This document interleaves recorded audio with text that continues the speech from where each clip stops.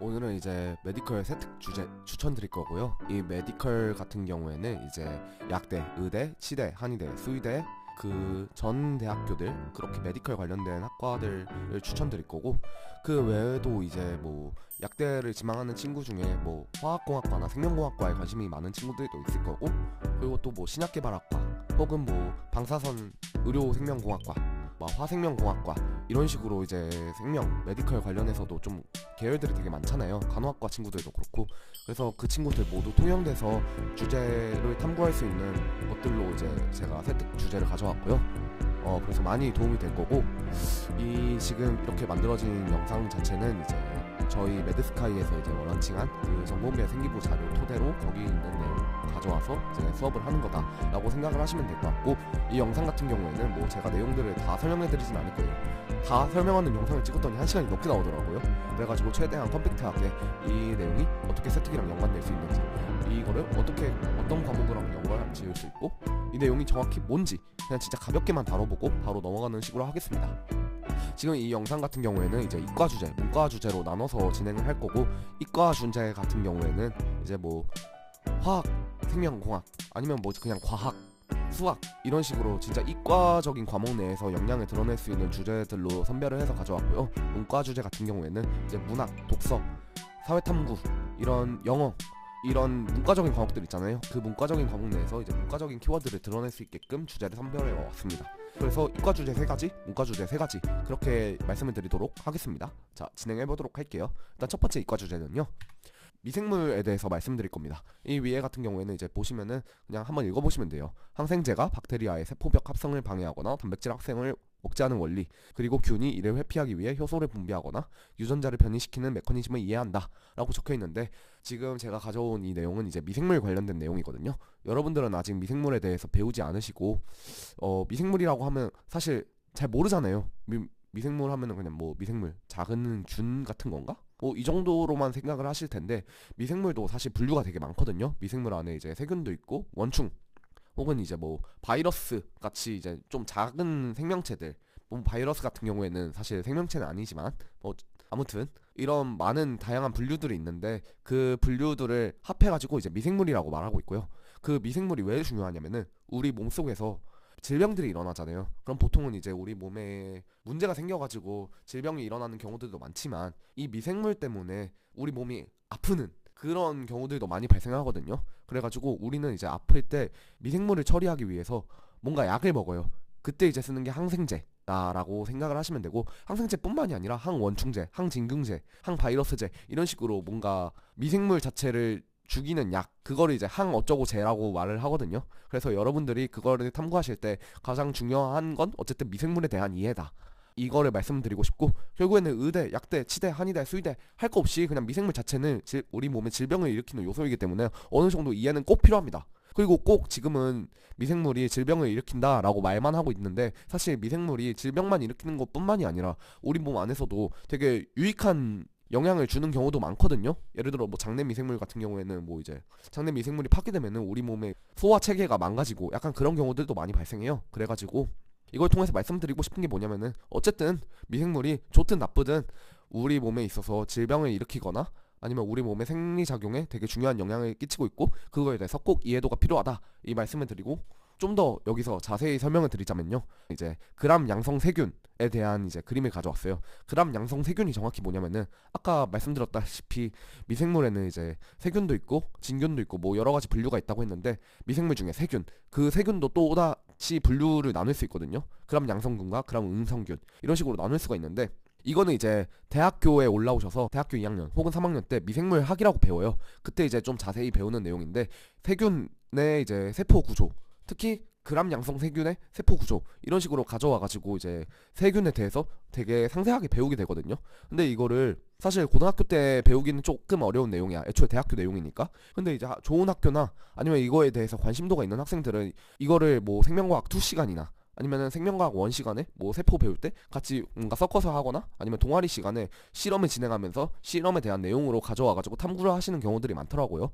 그래가지고 이렇게 설명을 드리고, 위의 내용에 대해서는 설명드리지 않겠습니다. 깔끔하게 너무 길어져요. 대신에 여러분들이 한번 찾아보세요. 세균에 대해서 뭔가 더 알아보시고 세균의 분류에 대해서 뭔가 더 알아보시고 그 세균의 분류를 알아봤어? 그럼 그 세균의 분류별로 어떤 구조, 어떤 기준으로 분류를 하는지 그런 것들도 좀 알아보시면 좋을 것 같고 이 옆에는 이제 그람 염색법에 대한 실험을 가져왔거든요. 이 실험 같은 경우에는 뭐냐면은 아까 지금 그람 양성 세균에 대해서 말씀드렸잖아요. 근데 세균이 그람 양성 세균 그리고 그람 음성 세균 이 두 가지로 분류가 될 수 있는데 이 그람 염색법으로 그람 양성균과 그람 음성균을 분류할 수 있다. 이 정도로만 생각을 하고 넘어가시면 될 것 같고 이것도 대학교에서 배우는 실험이에요, 사실.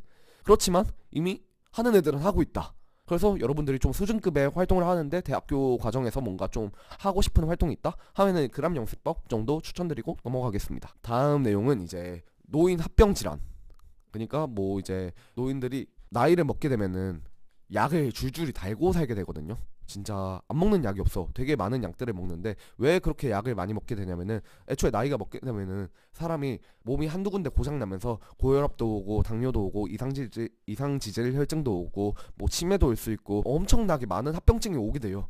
그때 그럼 수많은 약들을 먹게 되는데 이 약들이 그냥 먹게 되면은 이 약이 따로따로 영향을 인체에 주는 게 아니라 인체 내에서는 약을 소화해낼 수 있는 용량 한계치가 명확하게 존재하고 있고 그리고 또 그것뿐만이 아니라 약이 들어왔을 때 약물이랑 약물이 또 체내에서 화학 반응이 일으켜가지고 또 다른 반응들을 만들어내거든요. 약물간 약물만 반응을 일으키는 것도 아니고 약물이랑 음식 뭐 예를 들어 카페인, 알코올 혹은 초콜릿 뭐 진짜 수많은 음식들이 있어요. 우유, 과일류 그런 것들에서 하나하나 뭔가 문제를 일으킬 수 있기 때문에 그런 것들도 여러분들이 충분히 탐구해볼 만한 주제라고 판단이 되고요. 이 탐구를 진행하면서 뭐 왼쪽 같이 노인이 나이를 먹고 나서 합병증 같은 것들을 하나하나 알아보실 수도 있고 그 합병증에 대해서 생화학적인 원리 아니면 화학적인 원리 이런 것들을 좀 갈래를 쳐가지고 이과적인 주제로 탐구를 해보시면 좋을 것 같다 말씀드리고 넘어가겠습니다. 다음은요. 핸더슨 하셀바흐 공식을 가져왔는데요. 이 핸더슨 하셀바흐 공식을 여러분들한테 설명해 드리면은 아까도 말씀드렸다시피 너무 길어지고요. 이미 알고 있는 친구들도 있을 거예요. 화학 쪽에 대해서 되게 관심이 많으신 친구들이라면 핸더슨 하셀바흐 공식 같은 경우에는 이제 한 대학교 1학년 일반화학 2 일반화학 1 정도에서 이제 배우게 되는 내용이고요. 뭐 고교 과정에서도 대학교 초청 강사분이 오셔가지고 뭐 직접 수업을 하시거나 아니면은 그냥 대학교 실험 진행을 할 때 이 공식을 같이 끼워가지고 생기부에다가 기입하는 경우가 많아요. 이 핸더슨 하셀바흐 공식 같은 경우에는 그냥 한 줄로 설명을 드리자면은 약산과 짱염기의 농도 비율에 따라서 pH 변화를 분석할 수 있다. 이 공식을 통해서 이렇게 설명을 하고 있고요. 그래서 그냥 뭐 여러분들 뭐 고등학교 시간에 이제 완충용액 실험 정도는 뭐 진행하는 학교가 있는 것 같더라고요. 이때 완충용액 실험 같은 경우에도 결국에는 짝산이랑 짝염기, 약산, 약염기 통해서 pH를 구하는 실험이다 라고 생각을 하시면 될 것 같고 이 탐구를 통해서 뭐 완충용액 실험을 진행할 수도 있고 아니면 핸더슨 하셀바흐 공식을 이용해서 생체 내 pH를 분석해보고 뭔가 계산을 해보고 약간 그런 식으로 탐구 과정을 끌고 가는 것도 되게 좋은 탐구가 될 수 있다 라고 말씀을 드리고 싶고요. 뭐 이렇게 이제 이과적인 주제들을 제가 말씀해 드리긴 했는데 한 가지 명확하게 짚고 넘어가고 싶은 거는 사실 이런 탐구들은 이제 대학교에서 배우는 거니까 뭐 여러분들이 욕심을 내가지고 탐구해볼 수 있는 주제라고 생각은 해요. 근데 굳이 꼭 안 하셔도 됩니다. 어려운 내용이에요. 사실 여러분들은 아직 고등학교고 고등학교 생명과학, 고등학교 화학 개념 자체도 제대로 이해되지 않은 상태에서 대학교 개념을 건드린다? 그건 살짝 난 욕심이라고 생각은 하긴 해. 원래 하던 거를 더 잘해야지. 그렇지만 그냥 그럼에도 불구하고 자기가 뭔가 더 추가적으로 심화적인 걸 탐구해보고 싶다 하시면 이런 주제들이 있다 이 정도로 생각을 하고 넘어가시면 좋을 것 같고요. 다음부터 이제 문과 주제에 대해서 설명을 드릴 건데 문과 주제 첫 번째로는 의약품 공급 중단 부족 문제를 가지고 왔습니다. 지금 제가 가지고 온 문과 주제들 같은 경우에는 사실 여러분들이 이제 메디컬 학과를 진학한다고 하셨을 때 어느 정도는 필수 상식으로 알아야 된다라고 생각을 해가지고 가지고 온 주제들이에요. 이 의약품 공급 중단 부족 문제에 대해서 제가 좀 더 중요성을 말씀드리자면은 제가 이제 약대생으로서 예전에 한번 약대생 정책 제안 공모전에 나간 적이 있거든요. 그때 첫 번째로 다룬 쟁점이 의약품 공급 중단 문제에 대해서 어떻게 해결을 할 것이냐 이 주제로 이제 약사회에서 뭐 약사 회장님도 오시고 막 다른 심사관님들 다 보시는 앞에서 토의도 하고 토론을 진행했었단 말이에요. 그만큼 이 문제를 되게 우리나라에서는 심각하게 받아들이고 있고 되게 중요한 주제라는 걸 말씀드리고 싶어요. 그래서 뭐 그냥 뭐 위에는 한번 읽어보시면 되고 그냥 뭐 공급 중단 문제가 이렇게 표로도 존재하고 있고 뉴스로도 되게 리스크 언급이 많이 되고 있다. 그래서 저 같은 경우에는 이 만약 내가 고등학생이야? 그럼 이거를 의약품 중단 문제, 공급이 잘 안 되고 있어? 그러면 이거를 뭐 독서 시간에 이거와 관련한 기사를 가지고 간 다음에 그 기사를 분석하면서 이거에 대한 대안을 제시해 볼 수도 있고, 아니면 사회문화 시간에 이거를 탐구해 보면서 사회에 대한 문제다 이러면서 이 문제가 발생하게 된 사회 구조 자체를 더 분석해 볼 수도 있고, 아니면 이 문제가 사실 국제적으로도 관련이 되어 있는 문제란 말이에요. 예를 들어 뭐 지금 이 밑에 팝뉴스 이거 보시면은 미국 독일식 벤치마킹이 유일 해법이다 이렇게 나와 있는 거 보면은 이거 글로벌 문제니까 미국이랑 독일에서는 어떻게 이 문제를 해결하고 있지? 아, 외국 뉴스를 좀 찾아봐야겠다 하면서 뭐 영어 기사랑 엮어가지고 영어 세특에도 녹여낼 수 있고, 아무튼 이것도 되게 문과적으로 여러분들의 역량을 드러낼 수 있는 좋은 주제다라고 말씀을 드리고 싶고 넘어가겠습니다.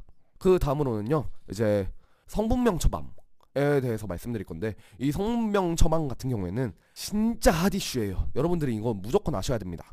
이 성분명 처방에 대해서 그냥 간단하게만 설명을 드리자면요, 여러분들이 이제 아파가지고 병원에 가서 의사 선생님만 만나면은 의사 선생님이 여러분들의 병을 보시고 처방을 내려주신 다음에 그 처방전을 여러분들한테 주고, 그 처방전을 약국에다가 제출을 하면은 약국에 있는 약사님께서 이제 그 처방전에 있는 약을 여러분들한테 조제해서 드리는 구조잖아요. 근데 이때 처방을 하실 때 어떤 식으로 처방을 하시냐면은, 그러니까 타이레놀 약을 처방한다고 칠게요. 물론 타이레놀은 처방약이 아니지만 타이레놀이라는 약을 처방할 때 타이레놀만 처방을 하고 그 타이레놀에 대한 성분 자체로는 처방을 안 해요.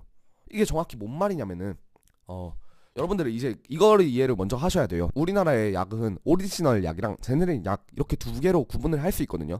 물론 더 구분이 다양하지만 아무튼 오리지널 약은 뭐냐면은 그냥 타이레놀이라는 약이 있어요. 그러면 이거가 사람들이 제일 많이 알고 있잖아. 처음으로 출시된 약이고, 그래서 그거를 그냥 오리지널 약이라고 하고, 제네릭 약은 뭐냐면은 타이레놀이랑 똑같은 성분이야. 그리고 함량도 똑같고 똑같은 제형이고 용법 용량도 동일해가지고 그냥 효능이 완전히 똑같아. 그냥 타이레놀이 먹었을 때랑 똑같은 성분이야. 근데 이름만 다른 거예요. 그냥 타이레닐, 타이레몰 이런 식으로 그냥 제약사만 다르고 성분이나 모든 효과가 똑같은 약을 제네릭 약이라고 합니다. 근데 이때 오리지널 약이 더 제대로 된 약이라는 인식이 있기도 하고, 그리고 제일 잘 팔리는 베스트셀러입니다. 제네릭 약은 후발주자니까 당연히 베스트셀러는 아니지. 대신에 장점이 뭐냐면은 싸요, 좀 오리지널 약보다는. 근데 성분명 처방이 이게 뭐가 문제냐면은, 성분명 처방으로 안 하고 지금은 그냥 약명으로 처방을 하고 있다 보니까 제네릭 약이 있더라도, 그러니까 타이레놀 대신에 타이레닐이 있더라도 의사가 그냥 타이레놀을 주세요라고 하면은 약사는 그냥 타이레놀을 줘야 되는 구조인 거야. 그래서 환자들 입장에서는 타이레닐을 사고 싶어도 타이레놀을 사야 되는 거지. 이런 구조입니다. 그래가지고 약사들은 계속 성분명 처방을 법제화하려고 노력을 하고 있어요. 이제 성분명 처방을 법제화하게 되면은 이제 타이레놀이라고 처방이 안 되고 아세트아미노펜 약을 조제해 주세요라고 나오니까 이제 타이레놀 대신에 약사가 타이레놀을 할 수도 있고 타이레닐을 줄 수도 있고 타이레몰을 줄 수도 있고, 약사의 선택권이 이제 올라오는 거죠. 그에 따라서 이제 환자에 대해서도 선택권이 올라가고 환자들도 약가가 좀 저렴해지니까 더욱 공익을 누릴 수 있다, 이런 원리로 이제 약사들이 주장을 하고 있는 거예요. 근데 이제 이거는 약사 입장이고 의사들 입장에서는 이제 또 반대지. 이걸 왜 너네 맘대로 정하냐. 어쨌든 처방권 같은 경우에는 의사들의 권한이기도 하고, 어쨌든 제네릭이 오리지널 약보다 조금 떨어지는 것도 있고 그렇다. 이게 첫 번째 이유고, 그리고 약사회가 두 번째로 성분명 처방을 진행하려고 하는 이유가 뭐냐면은 리베이트라는 문제가 있거든요. 근데 이거는 여기서 제가 말해버리면은 너무 영상이 길어질 것 같아서 그냥 깔끔하게 끊겠습니다. 그래서 리베이트 문제까지 여러분들이 한번 생각은 해보세요. 리베이트가 정확히 뭔지. 네, 마지막 주제로는 이제 건강보험 제도에 대해서 가져왔는데요. 뭐 이것도 사실 메디컬 학과 지망하는 학생들이라면 필수적으로 알아야 되는 제도긴 해요. 여러분들 병원 가시면은 사실 그 병원비가 되게 싸잖아요. 병원 진단했을 때 뭐 그냥 5,000원, 6,000원 막 이렇게 하고 약값 결제할 때도 막 몇천 원밖에 안 하잖아, 사실. 그냥 감기나 뭐 그런 가벼운 질병으로 갔을 때는. 근데 이게 사실은 미국이나 그런 데 가면은 되게 비싸거든요. 많이 들었을 거야. 우리나라가 진짜 건강보험이 잘 돼 있어가지고 뭐 이런 의료 시스템이 싸다 이런 얘기를 많이 들었을 텐데, 이게 다 국민건강보험제도에서 나온 건데, 이 국민건강보험제도에 대해서 그냥 뭐 문제점이 뭔지, 그리고 이게 어떤 체계로 운영이 되고 있는 건지 일단 그 정도는 한번 탐구해볼 만한 소지가 있다라고 생각을 드려서 말씀을 드렸고요. 뭐 여러분들 이제 의대나 약대 지망하는 학생들이면은 꼭 이제 장기려 박사님 아니 뭐 특정 박사님을 되게 존경한다는 식으로 이제 끌고 와가지고 국민건강보험제도를 만들어졌다 이러면서 이제 되게 세특에다가 많이 기입을 하시거든요. 근데 막상 그분의 업적은 칭송하지 국민건강보험제도의 자체에 대해서 되게 구체적으로 들어가는 학생들은 별로 없단 말이에요. 그리고 이건 실제로도 학부생들도 그렇게 많이 알진 않을걸요? 그냥 뭐 이런 게 있다, 이런 구조구나, 그냥 얄팍하게만 알고 있지, 깊게 들어가는 경우는 별로 없으니까, 여러분들은 아직 고등학생이고 탐구해봐야 되잖아요. 그니까 이런 주제들도 있으니까 좀 심화적으로 다뤄보시는 거 추천드리겠다 하고 넘어가겠습니다. 그래가지고 오늘은 이렇게 이제 여러분들한테 컴팩트하게 주제가 뭐 있는지 정도 설명을 드렸고, 다음번 영상 때는 이제 오늘 메디컬 다뤘으니까 뭐 공대 그리고 문과 이렇게 차례대로 제가 설명을 드려볼 거예요. 아까 말씀드렸다시피 이제 전공별 생기부 자료에서 이제 제가 내용을 더 끌고 와가지고 한번 설명을 드릴 거고, 전공별 생기부 자료에 대해서 조금만 더 자세히 말씀을 드리자면은 그 책에는 이제 제가 말씀드렸던 이 주제 같은 것들도 되게 많이 들어가 있지만, 이제 실제 합격생들 생기부를 제가 하나하나 동의를 구하고 받아가지고 생기부의 내용에 있는 세특들을 제가 일일이 하나하나 분석한 다음에 재조합 과정을 거치고, 뭐 여러분들이 진짜 학교 생활을 하면서 수행평가를 하거나 생기부를 챙길 때 생길 수 있는 문제점들을 다 보완할 수 있게끔 만든 책이거든요. 그래가지고 여러분들이 보시면 많이 도움이 될 거예요. 물론 이제 저 영상만 보셔도 충분하죠. 도움이 많이 필요하시다 생각이 드시면 한번 구매해보시는 거 추천드리겠고, 뭐 그러면은 뭐 말이 길어지니까 이걸로 영상 마무리하고 다음번에는 더 좋은 영상으로 여러분들한테 도움을 드릴 수 있도록 앞으로도 계속 노력해보겠습니다. 네, 뭐 도움이 되었다면 구독과 좋아요 부탁드릴게요. 감사합니다.